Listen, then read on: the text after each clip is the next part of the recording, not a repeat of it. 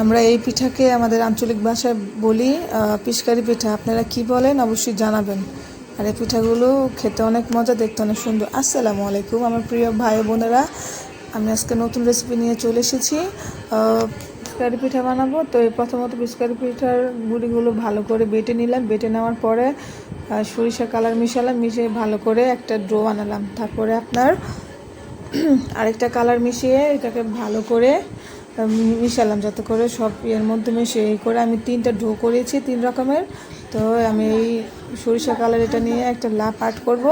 আপনারা যে যা চাইবেন সেই রকমই আর্ট করতে পারবেন। আর এই পিঠাগুলো দেখছেন কতটা সুন্দর মাশাআল্লাহ।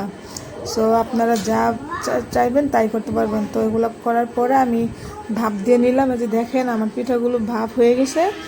ভাপ হয়ে যাওয়ার পরে আমি একটা একটা করে সবগুলো চালুনে রেখে দিয়েছি। আমার সবগুলো পিঠা ভাপ হওয়ার পরে আমি রোদে শুকিয়ে দিয়েছিলাম। আর যেই পরিমাণে রোদ ছিল যার কারণে একদিন এই পিঠাগুলো শুকানো হয়ে গেছে, দেখতেই পাচ্ছেন। আর এটি দেখেন অনেক রকমের ডিজাইনের আমি বানিয়েছি, যে যার মন চায় সেই রকম ডিজাইন বানাতে পারবেন, দেখতে অনেক সুন্দর।